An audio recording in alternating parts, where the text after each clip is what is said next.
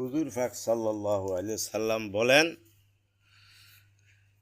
যে ব্যক্তি আল্লাহ তাআলার প্রতি সামান্য রুজির উপরে রাজি থাকে, আল্লাহ তাআলা তাহার পক্ষ হইতে সামান্য আমলের উপরও রাজি হইয়া যান। মিশকাত বাইহাকি। ফায়দা: এই হাদিসে আমদানি কম হওয়া অবস্থায় আল্লাহ তাআলার একটি বিশেষ অনুগ্রহের কথা বলা হইয়াছে। বর্ণিত অবস্থায় মানুষের পক্ষ হইতে যদি নেক আমলের কমি হয়, তবে সমগ্র জগতের বাদশাহ আল্লাহ তাআলা এই কমিকে খুশির সহিত কবুল করিয়া লন।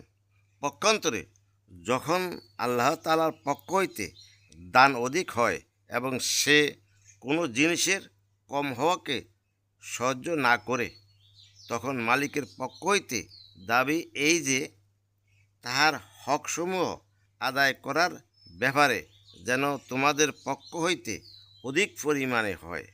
আর জানা কথা যে, যে কর্মচারীকে তাহার দাবি অনুযায়ী বেতন দেওয়া হয়, অতঃপর সে আপন দায়িত্বে ত্রুটি করে, তবে তাহার নিমক হারামির মধ্যে সংশয় কি আছে?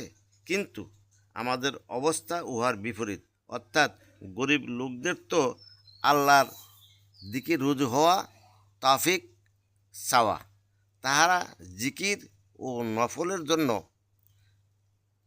সময়ও পায়, কিন্তু তখন 4 পয়সা হাতে আসিলে অথবা উহা আসিবার ব্যবস্থা হইল, তখন ফরজ নামাজের জন্য সময় পাওয়া যায় না।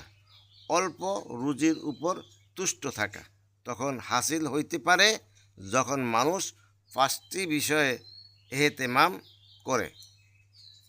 আল্লাহ পাক আমাদেরকে অল্প আমলে নাজাতের ব্যবস্থা করুন, আর অল্পতে তুষ্ট থাকার তৌফিক দান করুন। প্রত্যেক কথায়, প্রত্যেক কাজে যেন আমরা সবাই পড়ি আলহামদুলিল্লাহ।